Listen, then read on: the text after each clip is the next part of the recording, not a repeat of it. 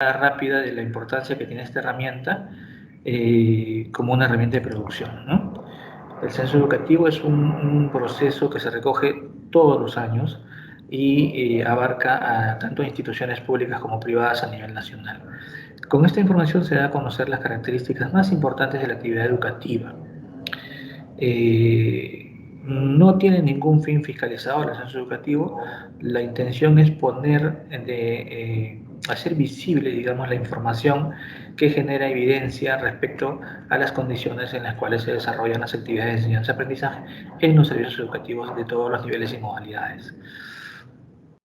Nuestro objetivo es producir información sectorial oficial, ¿sí?, que permita la generación de indicadores que contribuyan al diagnóstico y planificación de acciones priorizadas dentro del sistema educativo nacional.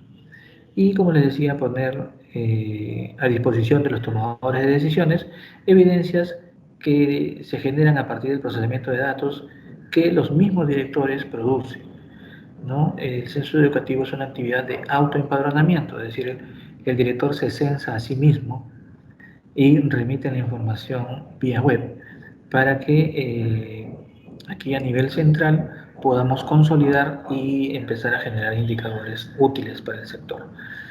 Es muy importante porque esta herramienta es utilizada para la formulación de estudios, para la implementación de políticas, para la generación de estrategias que permitan atender las principales necesidades de los servicios educativos. Por ejemplo, aspectos como el haber logrado reducir, digamos, el atraso escolar, haber logrado mejorar, digamos, las tasas de repetición en primaria, en el segundo grado, por ejemplo, a través de estrategias con incremento en el acceso a la educación inicial, reducir la tasa de repetición en secundaria, controlar, digamos, las tasas de retiro en primer grado. Son algunos logros que se van poniendo de manifiesto a partir del análisis de la información que se produce en el censo educativo.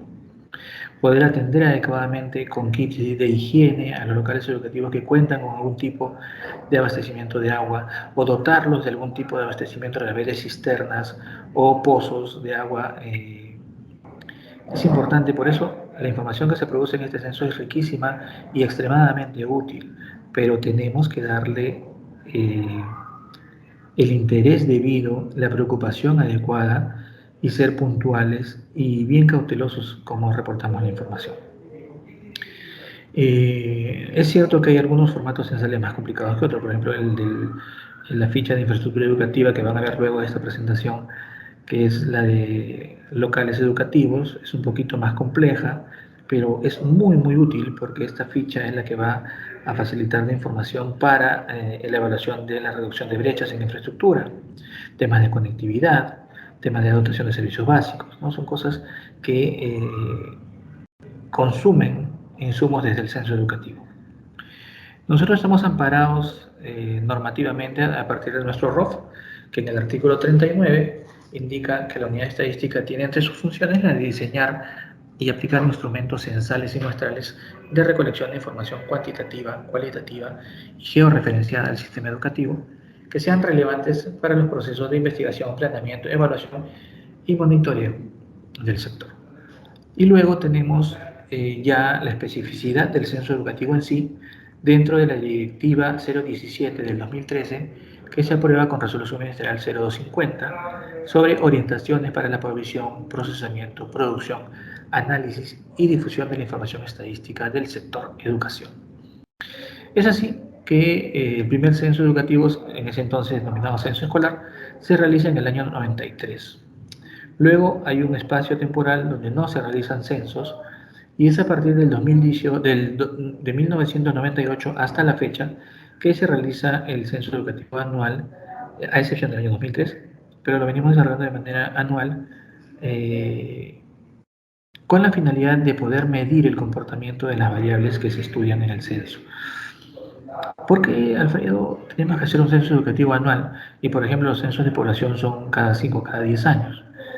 Bien, lo que pasa es que las variables demográficas no tienen el mismo ritmo de variación que las variables educativas, ¿no? Por ejemplo, en el caso de la matrícula, en el caso de las tasas de retiro, en el caso de las tasas de permanencia, acceso a la educación, son indicadores que se ven impactados desde diferentes frentes, ¿no? Impactados por respuestas a determinadas estrategias, a la implementación de determinadas políticas, ¿no? Entonces, esas variables van teniendo resultados y comportamientos distintos que varían año a año. Y es importante analizarlos cada año para ver cómo está el comportamiento del indicador, si hubo una caída, si hubo un incremento, si hubo por ejemplo, la matrícula en el sector público a raíz de la pandemia tuvo un crecimiento bastante marcado, ¿sí? Sin embargo, el indicador de la promoción, también, de la promoción o los estudiantes que se promueven, estudiantes promovidos también se fue bien marcado porque no ha habido, digamos, tasas de repetición en estos años, sino que han habido otras estrategias, ¿no? Como la promoción guiada, por ejemplo. Y es ahí donde nace la importancia o donde radica la importancia de analizar la información estadística de una manera anual. El censo educativo está conformado por dos módulos. El primero, que es el que estamos ya hemos iniciado el día 20 de mayo, es el de matrícula, docentes, recursos y locales educativos. Bien, y el módulo 2 que es entre diciembre y febrero del año siguiente, que es el módulo del resultado del ejercicio educativo, ver cómo concluyen los chicos, cómo salen aprobados, desaprobados, retirados, ¿no? Vemos las condiciones de los chicos, cómo concluyen. Bien, y para lograr todo ello, se soporta esta herramienta en tres actores fundamentales.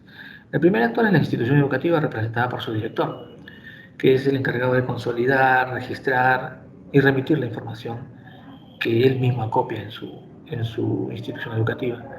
El segundo actor es la DRE o UGEL, que se encarga de monitorear, hacer un seguimiento de omisos, controlar la cobertura. Y el otro es el Ministerio de Educación, representado por la Unidad Estadística, que consolida, aplica criterios de consistencia y depuración y se encarga de difundir y publicar los resultados que se producen a partir del censo educativo. Bien, dicho esto, una breve introducción de la importancia que tiene el censo y en la cual nosotros acudimos a ustedes como aliados estratégicos para poder remitir información confiable y oportuna. Vamos a empezar a revisar las cédulas censales de educación básica regular. Tenemos tres tipos de cédula para educación básica regular, diferenciadas por niveles educativos. La primera es la cédula número 1, que es para educación inicial, la cédula escolarizada. La número 2, que es para inicial no escolarizada, y la cédula 3, que es para primaria y secundaria, ¿no? En la cédula número 3 van a ver que hay una diferenciación, la 3AP, que es primaria, y la 3AS, que es secundaria, ¿no? Ahora, ¿por qué diferenciamos eh, los cuadernillos por cada nivel educativo? Porque si bien es cierto, hay mucha similitud en características de la enseñanza, hay muchos otros factores que los diferencian, ¿no? Y los hacen y hacen necesario un acopio de datos de manera diferenciada por nivel educativo. Aquí en la pantalla pueden ver que el link en el cual están publicadas las cédulas en formato PDF, que son las cédulas borrador.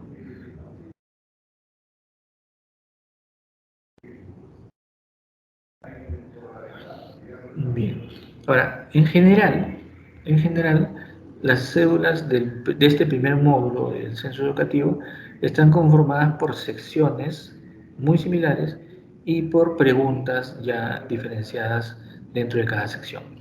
Algunas de las secciones que contienen la cédula son identificación del servicio educativo, las características de la enseñanza, aspectos de tutoría, orientación educativa y convivencia escolar, evaluación del acompañamiento y soporte pedagógico, investigación sobre los contextos bilingües, temas asociados a la atención a la diversidad y necesidades educativas especiales, un par de preguntas sobre logística COVID, luego entramos ya de lleno al tema cuantitativo, la situación de la matrícula, la situación del personal docente y administrativo, el tema de materiales y recursos para la enseñanza, y dos secciones finales que se incorporaron en 2021, que son fortalecimiento de la gestión y Aprendo en Casa multicanales. Entonces vamos a revisar de estas secciones. Nosotros hemos tomado algunas que consideramos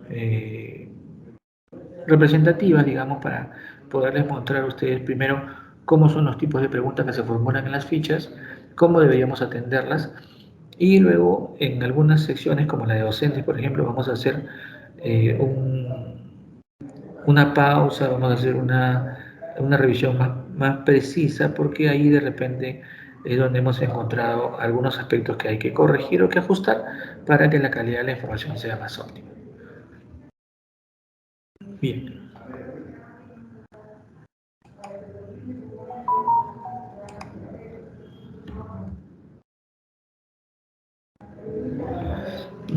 Y para poder hacer la exposición, vamos a tomar como ejemplo la cédula de educación primaria.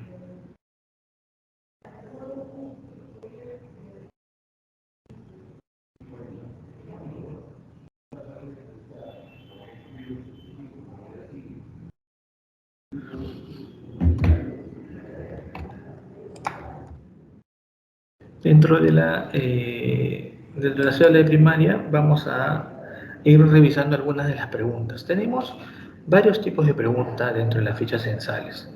Ustedes van a darse cuenta que las primeras secciones no tienen un nivel de complejidad alto ni mediano. Son relativamente sencillas. Lo único que sí vamos a tener en algunos casos es que recurrir a algunas fuentes, ¿no? Por ejemplo, nuestros registros de postulantes y vacantes, nuestro registro de asistencia, el legajo del personal docente. En el caso de otras fichas, vamos a tener que ver los recibos de servicio, vamos a tener que ver nuestros planos, nuestras actas, ¿no? Pero las preguntas en sí que se formulan no son complejas, por el contrario, tienen un nivel de simplicidad bastante bueno, como para que los directores podamos darle una interpretación adecuada. Aquí tenemos un tipo de pregunta en que se plantean casillas para llenar cantidades, ¿no? Pero tienen relación una con otra. Por ejemplo, la primera pregunta 104 nos dice ¿cuántas vacantes por grado y turno ofreció el servicio educativo? ¿No? Es decir, ahí nos están preguntando por la oferta, ¿no? Es decir, cuántas vacantes he puesto a disposición de los estudiantes de las zonas cercanas a mi servicio educativo para que puedan matricularse en mi institución. Y la pregunta 105 tiene que ver con la demanda, porque nos pregunta cuántos postulantes se presentaron a mi institución educativa para requerir una vacante. Y eso lo piden por turno y por grado. Entonces, dependiendo de la información que se registre, vamos a saber si se lograron cubrir todas las vacantes o si hubo un déficit, es decir, si que hubo mucho más postulantes que la cantidad de ingresantes, ¿no? De la cantidad de vacantes que hemos puesto a disposición, y vamos a ver pues que hay de repente un tema de déficit de vacantes. Y esas dos preguntas están asociadas con las subsiguientes. En la pregunta 106 nos preguntan si en el proceso de matrícula 2022 todos, digamos, los padres que postularon, que presentaron o que postularon por algunas vacantes, lograron obtener el total de vacantes solicitadas, ¿no? Quiere decir que si todos los postulantes lograron acceder. Si me dice que sí, me pasa a la pregunta 108, ahí hay un salto. O sea, si bien es cierto, esta pregunta es tipo dicotómica, porque o es sí o es no. Si yo respondo sí, hay una acción que me dice, ándate directo a la pregunta 108. Y si le digo que no, me manda a una subpregunta que me dice, ¿por qué no lograron una o más vacantes? ¿No? Entonces aquí estoy yo indagando por los causales por los cuales no se cubrió la demanda. Entonces, digo, no hay capacidad para recibirlos, hay capacidad, pero existen aulas que están en mucho riesgo. Prefiero tener una carga docente baja para un mejor aprendizaje. Es decir, el director limita su número de vacantes por la carga docente que desea tener, o alguna otra situación o causal que haya motivado de que no se atiendan, que no se hayan asignado o atendido al total de postulantes. Bien, eso es por el lado de lo que no se pudo atender. Pero por el lado que sí se pudo atender, preguntan sobre los criterios de priorización para asignar las vacantes, ¿no? Es decir, Eh, si yo le digo que sí logré asignar, en la pregunta 106, que yo sí logré asignar vacantes para todas las personas que se presentaron a postular por una vacante, me pregunta, ok, pero ¿cuáles fueron los criterios de priorización? O sea, ¿cómo hiciste tú para asignar, digamos, ¿no? Las vacantes? ¿Cuáles son los criterios de priorización que se tuvo en la institución educativa para asignar la vacante? Por ejemplo, el director dice, bueno, yo priorizo que los estudiantes que postulen ya tengan un familiar, un hermano u otro estudiando en la institución educativa. O yo priorizo, digamos, la proximidad del domicilio, o sea, que el estudiante viva cerca de donde está ubicado el servicio educativo. O yo priorizo el récord del rendimiento académico de los estudiantes, es decir, priorizo que los chicos que estén ingresando a mi escuela tengan un promedio de rendimiento académico óptimo, o simplemente lo hago por orden de llegada, es decir, conforme se fueron presentando les voy asignando las vacantes, o algún otro tema. Entonces, ahí estamos indagando sobre cuáles fueron, digamos, los criterios que se utilizaron para priorizar la asignación de las vacantes. Y en este caso, para cada fila de esta tabla, hay una respuesta, o es sí o es no. ¿Bien? Entonces, para estas 12 alternativas, necesariamente debo tener respuesta. O es sí o es no. No podría yo, digamos, dejar vacía, porque dejar vacía una de las filas, o sea, no responder ni sí ni no, no me da luces si es que o se olvidaron de responder o ese vacío es no. No puedo asumir que es no. Entonces yo necesito o necesitamos para este censo de que preguntas de este tipo necesariamente tengan una respuesta. O es sí o es no. Bien. Ahora sobre los instrumentos de gestión. Bien, nos dice los principales instrumentos de gestión son el proyecto educativo institucional, el proyecto curricular institucional, el plan anual de trabajo, el reglamento interno, ¿no? Y otros más que tengan que ver con la gestión de la institución educativa. Eh, en algunos casos, toda esta documentación está agregada en un único documento cuando la institución educativa es polidocente, multigrado o omnidocente, ¿sí? Entonces, ahí me preguntan, por ejemplo, si para hacer mis documentos de gestión yo he recibido como director materiales formativos o informativos, ya sean físicos o virtuales, que me ayuden a formular o a actualizar mis instrumentos de gestión. Y para eso tenemos 6 alternativas y me indica que puedo marcar una o más opciones. O sea, en este caso puede ser una, dos, tres, cuatro o las 6, ¿no? Eso me lo indica la misma pregunta, ¿no? Al pie de la pregunta me indica, marque con una X, una o más opciones.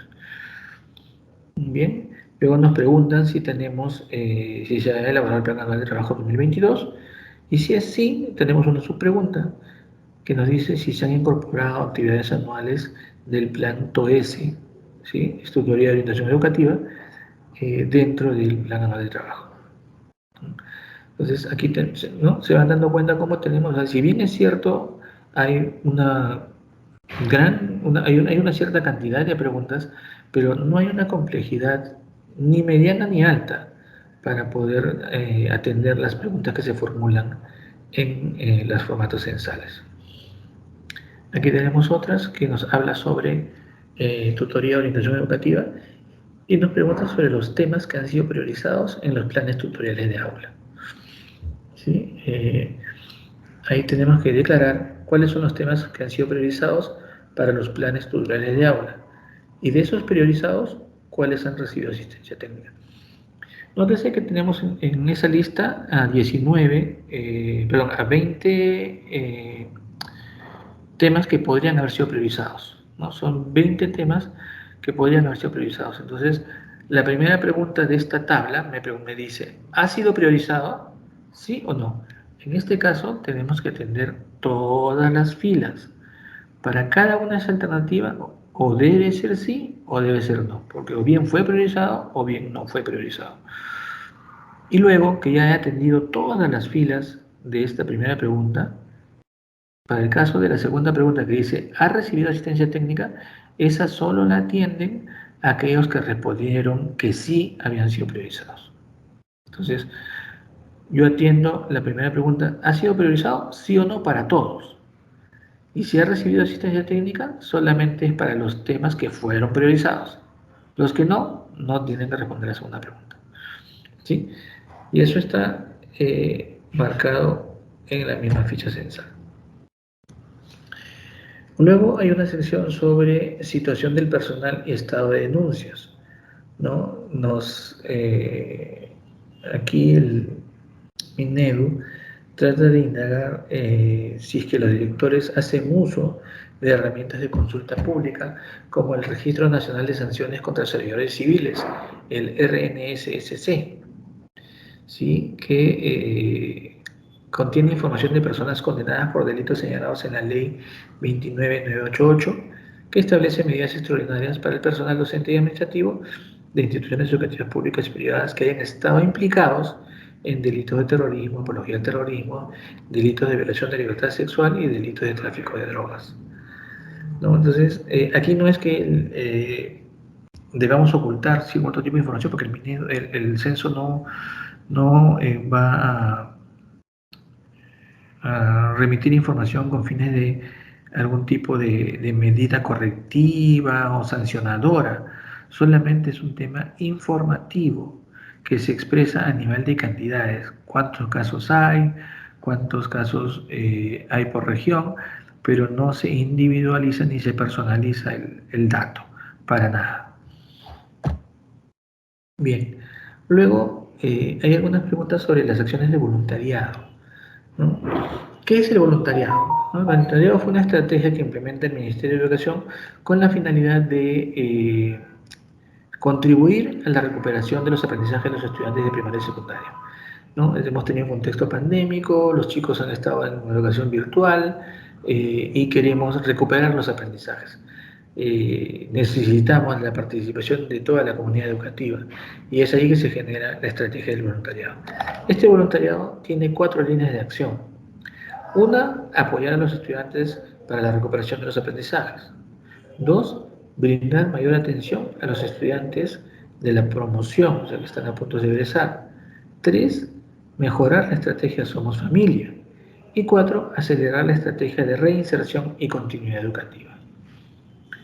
Bien, entonces, en ese marco nos preguntan si el servicio educativo que yo dirijo se ha beneficiado con alguna acción de voluntariado durante el primer o segundo semestre del 2022. Si yo le digo que sí se ha beneficiado con algunas acciones de voluntariado, me va a preguntar qué aspectos o me va a pedir que yo en qué aspectos aportó, digamos, el voluntariado. O sea, si aportó en el tema de condiciones para el retorno del estudiante, si aportó en temas de recuperación verano 2022, si aportó en temas de matrícula escolar, identificación de estudiantes en situación de riesgo de interrupción, ¿no? Me preguntan si se aportó o no en esos aspectos. Y luego de todos los que sí aportó, me pregunta que yo, como director, indique cuál fue en el que más aportó. O sea, digamos, las acciones de voluntariado han contribuido a la recuperación del verano 2022, a mejorar mi matrícula escolar y a identificar los estudiantes en situación de riesgo de interrupción. Ok, pero de esos 3, ¿en cuál aportó más? Ah, en la recuperación verano 2022. Eso es algo que tiene que declarar el director, ¿no? Si se dan cuenta, no hay mayor complejidad. O sea, no es algo que el director no sepa, que el director no esté al tanto, o que no tenga a la mano dentro del servicio educativo una fuente de datos o un documento de consulta para poder atender eh, las preguntas que se formulan en las fichas censales. Luego tenemos algunos aspectos que tienen que ver con la atención a la diversidad, ¿sí? Y a el Servicio de Apoyo de Asesoramiento a las Necesidades Educativas Especiales, SANE. ¿Qué es el SANE? Creo que ya en el tema anterior lo han visto. El SANE es una estrategia que está formulada dentro de un centro de educación básica especial y dentro de una de sus tareas o acciones apunta a brindar orientación y acompañamiento a los docentes de escuelas regulares que atienden a algún estudiante que tenga un tipo de discapacidad, ¿no? Es decir, El SANE se encarga de apoyar a las escuelas de educación básica regular, técnico-productiva, que tengan estudiantes con algún tipo de discapacidad. En las escuelas regulares recordemos que por norma están obligados a separar al menos 2 vacantes por aula para estudiantes con algún tipo de discapacidad en el nivel leve o moderado, ¿sí? Leve o moderado. El nivel severo de discapacidad debe ser atendido en un centro de educación básica especial directamente, salvo de manera excepcional que dentro del ámbito donde está ubicado el servicio educativo no exista, no haya la posibilidad de llegar a un SEBE. Solo en esos casos, a manera de excepción, teniendo un personal docente que haya sido capacitado, se podría recibir de manera excepcional nuevamente a algún estudiante que tenga un tipo de discapacidad severo. ¿Sí? Pero en lo general, las escuelas inclusivas que le llamamos, solamente atienden estudiantes con algún tipo de discapacidad que sea leve o moderado. Bien. Y aquí en esta sesión nos preguntan si el docente ha recibido acompañamiento del SANE, si el docente ha sido capacitado para atender a estudiantes con algún tipo de discapacidad, ya sea por la TRE, GRE, UGEL, el SANE o alguna otra institución. Nos preguntan si los docentes en los últimos 5 años se han capacitado, ya sea por la DRE, UGEL o de manera personal, ¿no? Y de esta manera vamos viendo, pues, uno, si es que esta escuela es inclusiva, y dos, si el personal que labora en ella tiene las condiciones o ha tenido las condiciones para poder desarrollar la atención de estos estudiantes con discapacidad de manera adecuada. Bien. Y aquí llegamos a la sección de matrícula de docentes. Esta sería toda la sección de matrícula de docentes. Si ustedes revisan la ficha censal, el año pasado había muchas más preguntas. En el 2022 estamos apostando por tomar como insumo la información que genera el CIAGIE, es el Sistema de Apoyo a la Sistema de Información de Apoyo a la Gestión de la Institución Educativa. Entonces hemos hecho, digamos, la consulta a esta área, CIAGIE, y nos han reportado de que tienen la información que nosotros recogíamos en las otras preguntas y podrían atender. Entonces, el comportamiento de esas variables nos va a servir a nosotros para completar la información y no generarle un doble esfuerzo al director. Este es el primer año en que estamos haciendo o implementando este ejercicio y vamos a evaluar los resultados, ¿no? Sin embargo, hemos optado por no perder, digamos, al menos los totales de matrícula y secciones. Aquí estamos solicitando al menos los totales de matrícula por grado y sexo según turno y también el total de secciones por grado según turno. Esto nos ayuda a consistenciar o tener un control interno respecto a, por ejemplo, si yo tengo estudiantes de primer, segundo y tercer grado, debo tener docentes que atiendan a esos grados, ¿no? Si yo tengo, no sé, 4 docentes, debería tener un promedio de, no sé, 70 alumnos para arriba, ¿no? O sea, nos ayuda a tener un cierto control, ¿no? Entonces, por eso es que solicitamos la información de matrículas y secciones de todas maneras, de repente de esta manera simplificada, pero que nos sirve para los controles internos de la información censal que se acopia. Bien, y de la misma manera hay un control aquí. O sea, si yo digo que tengo alumnos en primer grado, debo tener al menos una sección en primer grado. Si digo que tengo alumnos en quinto grado, debo tener al menos una sección en quinto grado, ¿no? Bien. Y podrán notar que ya no hay, digamos, información, hasta el punto que hemos llegado, no hemos encontrado de repente preguntas complejas, extremadamente difíciles de llenar, solamente les pedimos un poquito de paciencia en la lectura que se le da a la formulación de la pregunta, la identificación de cómo se debe atender esa pregunta, cómo debo formular las respuestas, ¿no? Hacer un seguimiento, el control de las tablas, tener cuidado con las notas al pie de las tablas, al pie de las preguntas, respetar los bloqueos o saltos de celdas o de preguntas o de secciones, y todo eso me va a ayudar hasta aquí a tener un llenado relativamente sencillo de la ficha censal. Aquí vamos a empezar ya con la sección del personal, tanto docente, auxiliar de educación y administrativos. Lo primero es que tenemos que recordar que el censo educativo es un censo de hecho o de facto. Quiere decir que se levanta la información tal cual está aconteciendo en el momento censal. ¿Sí? Es decir, es como una fotografía del momento censal. Entonces, yo debo tener mucho cuidado, por ejemplo, al reportar al personal. Yo debo registrar a todo el personal, docente, auxiliares y administrativos, que se encuentren laborando en el servicio o nivel educativo en el momento en que estoy consignando la información. ¿Sí? Por ejemplo, si tengo un docente que ha sido destacado a otro objeto o está haciendo uso de licencia, entonces a ese personal no lo debo declarar o contemplar dentro de la ficha censal. ¿Sí? Aquí repasamos, nos dice, ¿qué debo registrar? Al personal que se encuentra cubriendo la plaza de licencia, es decir, tengo una profesora que está con licencia por maternidad, entonces no está trabajando, pero tengo un docente que está cubriendo su licencia, o sea, ha venido a cubrir la licencia de esa docente por maternidad. Entonces, ¿a quién registro? Al docente que está cubriendo la licencia.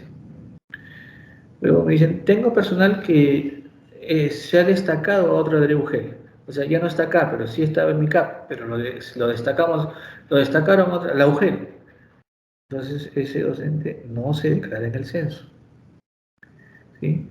Ah, pero tengo un docente que viene destacado, o sea, él trabajaba en la UGEL, estaba como excedente y me lo han pasado a mi colegio.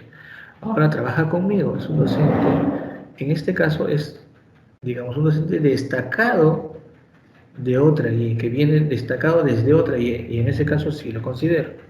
¿Sí? Hay que tener en cuenta ciertas restricciones que hay al momento de llenar la información. Aquí repasando ya de manera gráfica. El personal destacado, si se ha destacado a otra IE, él va a ser declarado en la IE de destino y ya no tiene que declararse en la IE de origen. ¿Sí? Si yo tengo un docente que ha sido destacado a otra IE, él tiene que ser declarado en la IE de origen, perdón, en la IE de destino, ahí tiene que ser declarado, y no en la IE de origen. Si tengo a una persona que está haciendo uso de licencia por maternidad, esa persona no debe ser registrada en mi ficha, porque está haciendo uso de maternidad, no ha empezado una licencia, no está trabajando. Pero si tengo una docente que viene a reemplazarla o a cubrir esa licencia, entonces a ella sí la tengo que declarar. Independientemente del tipo de funcionamiento, de financiamiento, recordemos que el censo también me pregunta cuál es la fuente de financiamiento. Entonces, yo puedo haber tenido una docente que era nombrada y está con licencia por maternidad y ahora viene a cubrir la plaza un contrato. Entonces, tengo que declarar a esa persona que está cubriendo la maternidad, pero que es un personal contratado, ¿no? Entonces, hay que tener todas esas consideraciones al momento del llenado de la ficha. Y el resto de condiciones no aplican, ¿no? O sea, los docentes que están trabajando de manera regular, de manera formal en la institución educativa, ellos no aplican para esta pregunta sobre licencia o destaque. Bien. Como hemos entrado ya a la sección eh, sobre docentes, eh, vamos a revisar algunos aspectos sobre el llenado de las casillas. Lo primero es que en esta sección de docentes hay 4 casillas en la parte superior. Bien, esas casillas son las que me van a habilitar, digamos, el número de filas en el formato electrónico. En el formato borrador, en versión imprimible, es un PDF, ahí están las filas sin ningún problema, voy a llenar manualmente. Pero en la cédula, en el formato electrónico, yo tengo que llenar estas celdas como parte inicial de llenado de esta tabla, porque es la que me va a marcar el número de filas que va a tener la tabla. Bien, en la pestaña o en la celda del total de docentes se incluye a todo el personal docente, ya sea directivo, jerárquico o docente de aula.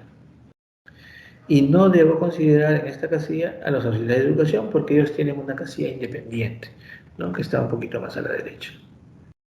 Bien. En los docentes de aula, ahí debo contabilizar a todos los docentes que tengan sección a cargo. Incluye al director si éste tiene sección a cargo. ¿sí? Y no se debe considerar en la casilla de docentes de aula a los docentes especiales, docentes de educación física y computación u otro.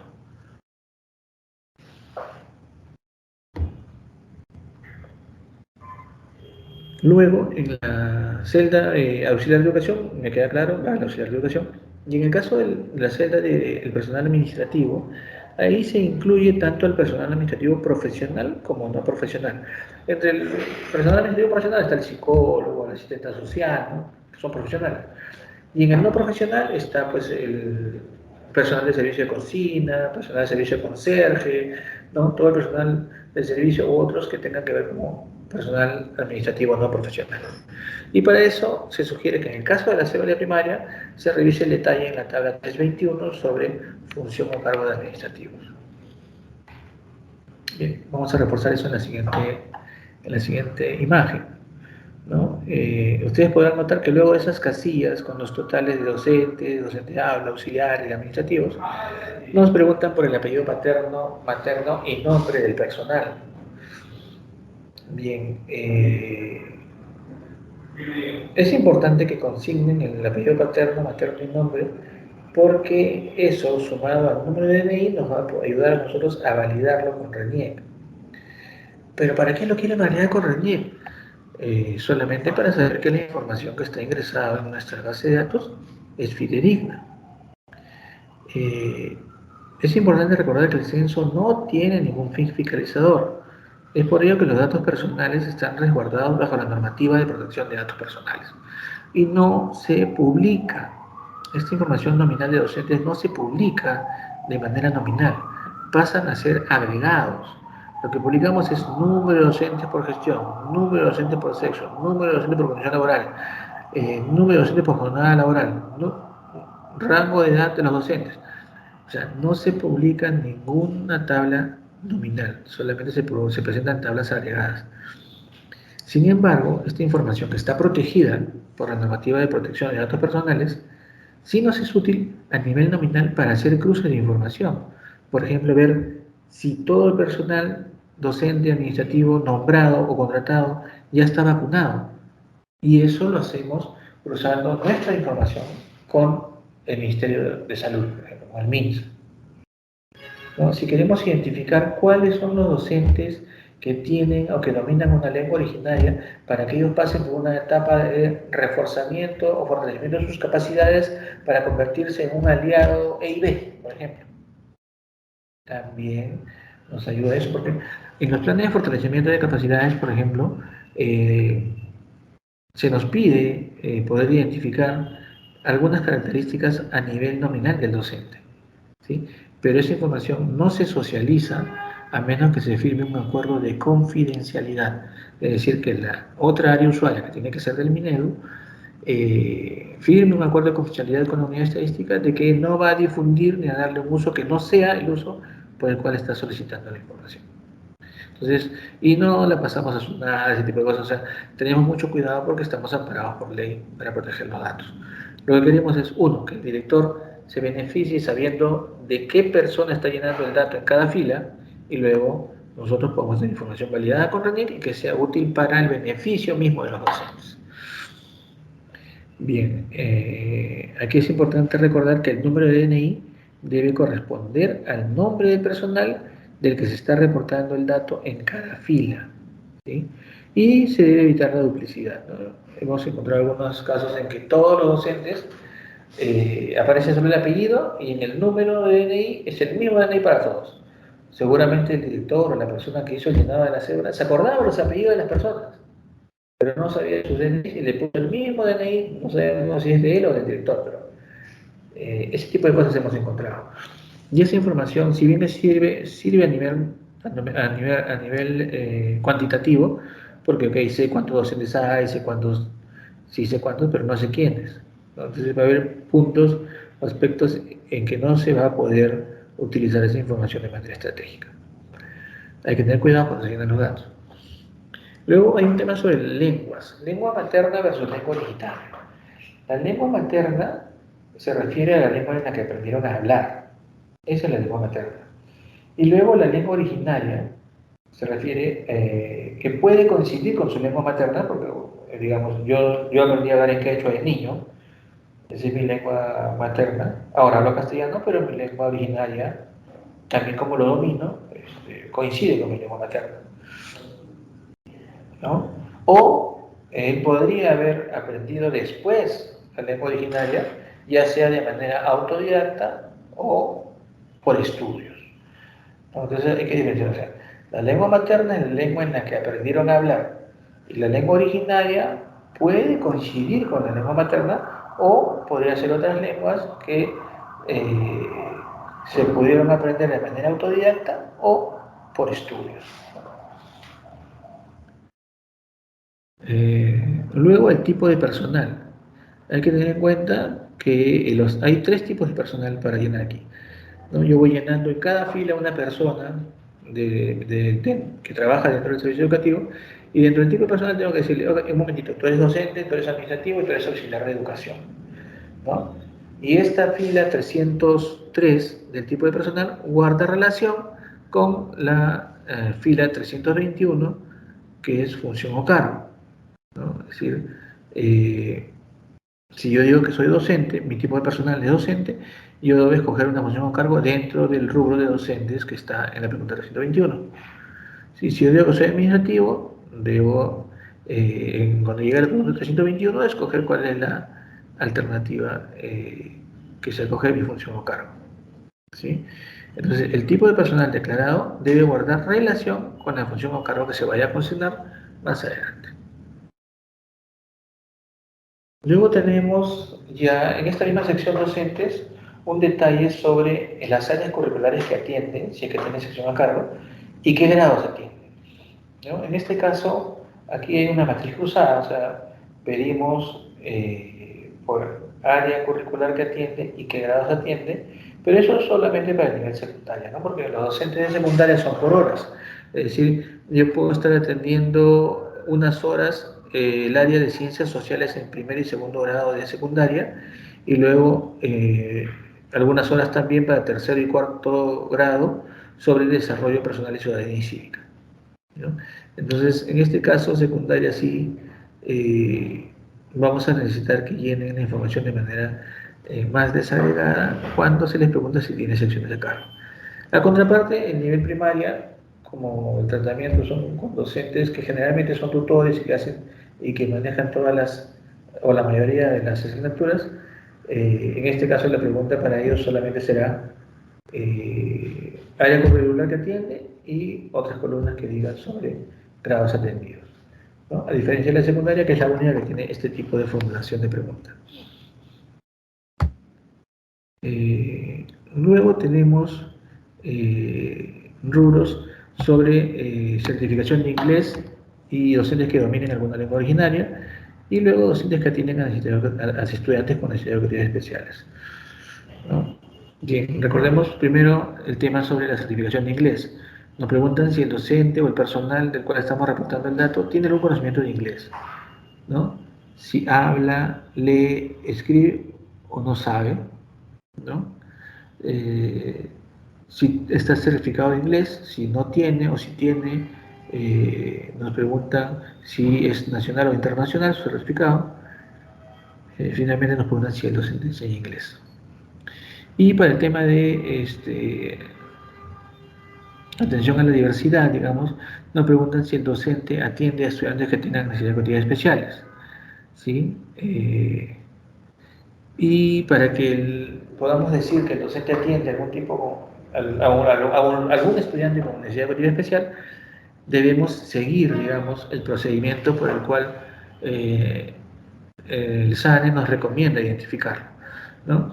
Recordemos que se tienen algunos documentos de verificación para dar fe de que el estudiante tiene algún tipo de discapacidad, como por ejemplo el certificado médico, una evaluación dentro de la administración educativa o incluso una declaración jurada del padre, ¿no? Eso nos va a ayudar a poder identificar si el estudiante tiene realmente una necesidad educativa especial. Y si la tiene, hay que ver pues, que si el docente ha sido capacitado para atender a estudiantes con necesidades educativas especiales. Luego, sobre docentes que dominan una lengua original, hay una sección específica para ellos. Pero recuerdan que habíamos visto en unas láminas anteriores sobre la lengua maya. Ok, Anteriormente nos preguntaban solamente si ese personal domina alguna lengua originaria. La respuesta era sí o no, ¿verdad? Bien. Pero luego ya en esta sección nos preguntan cuántos docentes tenemos que dominan una lengua originaria. Entonces ahí hay un control, ¿no? ¿Cuántos son los que dominan una lengua originaria? Si es más de cero, o sea, si es de uno o más, ese número de docentes que dominan lengua originaria debe ser igual al conteo de los docentes que respondieron sí domina una lengua originaria en la pregunta 307, ¿no? Hay que tener ese cuidado.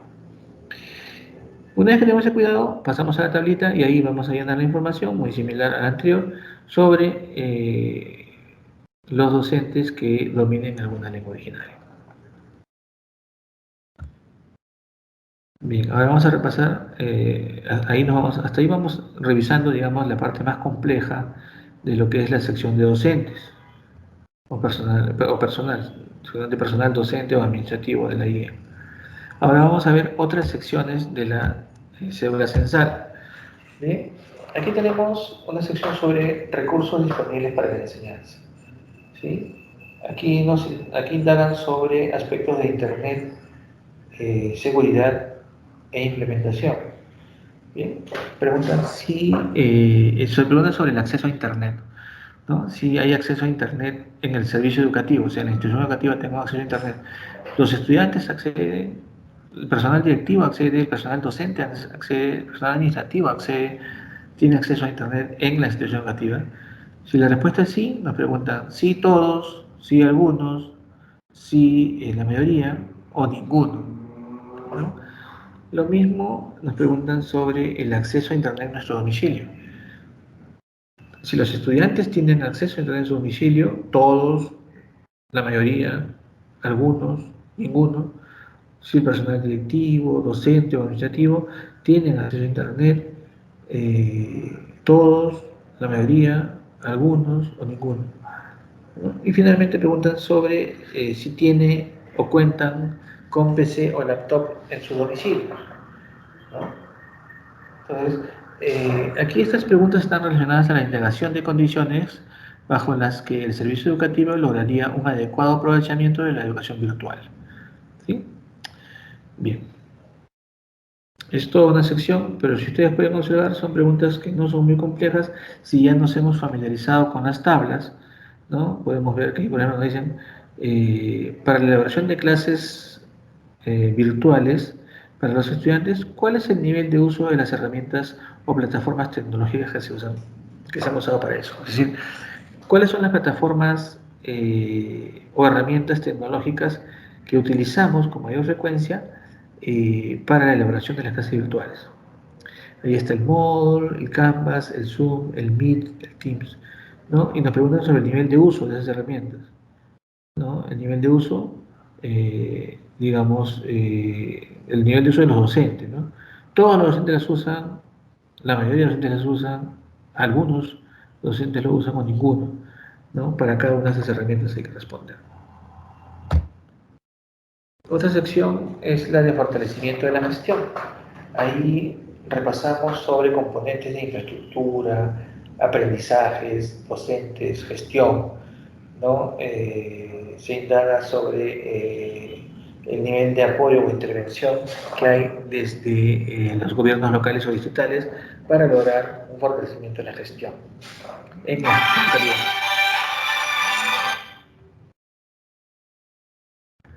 Bien. Eh, y finalmente tenemos una sección denominada Aprendo en casa. Esta sección busca que asegurar, digamos, que los estudiantes en el corto plazo estén o le den un adecuado aprovechamiento a las herramientas tecnológicas. Eh, el objetivo a mediano y largo plazo es complementar las lecciones que dan los docentes en el aula, enfocándose especialmente en los estudiantes de zonas rurales y alejadas, ¿no? Para reducir, digamos, las desigualdades en el aprendizaje. Entonces, aquí indagamos sobre cuáles son los medios de comunicación o multicanales por el cual los estudiantes del servicio educativo acceden a la plataforma de Aprendo en Casa. Puede ser radio, propio familiar, radio de autoparlantes o parlantes comunitarios, televisión, plataforma web, WhatsApp, megáfono u otro, ¿no? Nos preguntan cuál de ellos es el más frecuente eh, y vamos indagando de esa manera sobre el uso, la percepción que hay sobre los contenidos de Aprendo en Casa en las tablets, si es que el servicio educativo se ha beneficiado con las tablets en el marco de Aprendo en Casa, ver si la plataforma Aprendo en Casa para el docente o para el padre de familia o para el director es amigable, comprensible, si los contenidos son útiles, muy útiles, poco útiles, nada útiles. Toda esa información nos da luces respecto a cómo vamos encaminándonos sobre el nivel de utilidad y de impacto de esta herramienta. Sí, entonces, aquí es importante, si bien es cierto, han habido otras unidades operativas del Minedu, unidades orgánicas del Minedu, que han tratado de recoger información de este tipo, es importante que tengamos a nivel censal, ¿no? O sea, se ha hecho un recojo a nivel muestral, pero aquí a nivel censal queremos ver realmente cómo es que sale la información, cuál es el nivel de percepción que hay respecto al uso y aprovechamiento de estas herramientas.